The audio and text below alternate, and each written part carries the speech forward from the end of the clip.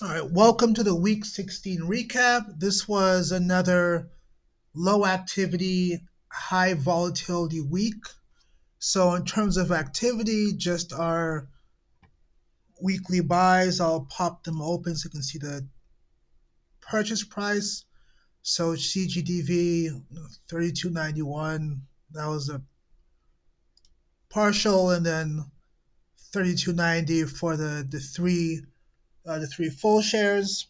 So again, as long as it's under 33 for the price, our $100 is going to get us 3+ shares a week. And then for DIVB, the same thing. We're getting two full shares a week, bought at 44.49, and then the partial was 44.48, giving us 0.247 additional shares. So that was all the activity for the week. So turning to the overall account, as I mentioned, another high volatility week. It feels like every week the account is up or down $1,000. So this week was a bit of a slide back after a big jump last week.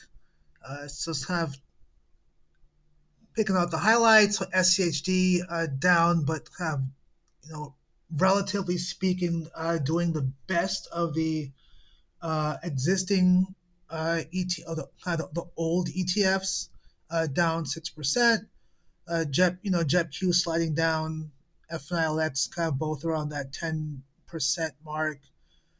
Apple definitely sliding back, getting kind of hammered a lot under the $200, uh, floating around $200 price. Microsoft down about 13% as well. So definitely, I think, across the board, again, no big surprises. Everything down, with tech being hit the hardest. Then for the newer to the account ETFs, they've been kind of jockeying back and forth.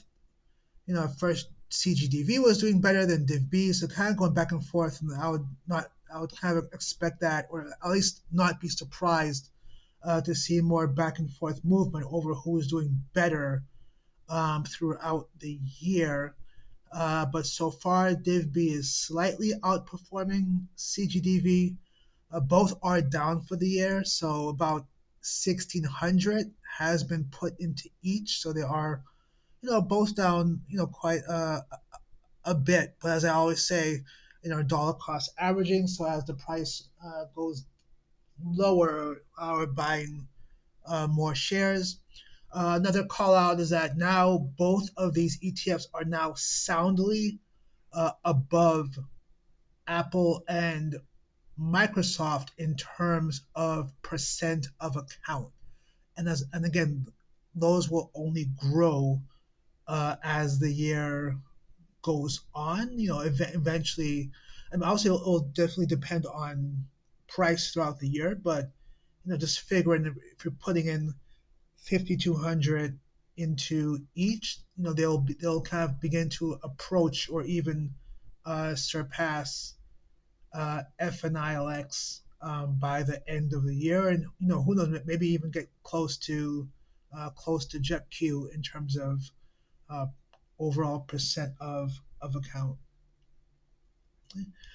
Then to kind of round out our Nvidia put, Nvidia kind of definitely slid down. So it's now at value of 580, which is negative for the account as it's a cash secure put. So all that it is expiring this week. So we'll definitely kind of play it close.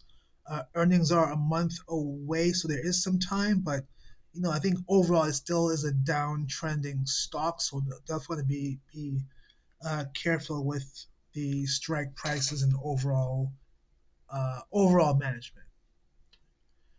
So in sum, account value, including the option, is 42,951, which represents a year-to-date loss, not true loss, but year-to-date down $1,838, which from a percent standpoint is negative 4.11 percent. So, down, but beating the market, or beating the S&P 500, by a considerable percentage. So we'll take it. Again, we have a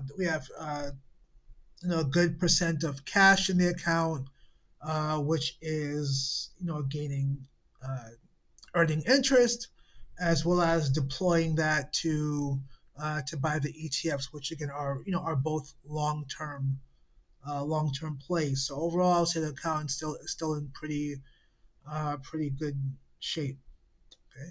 So that wraps up week 16. I hope everyone has a good week, and on to the next one.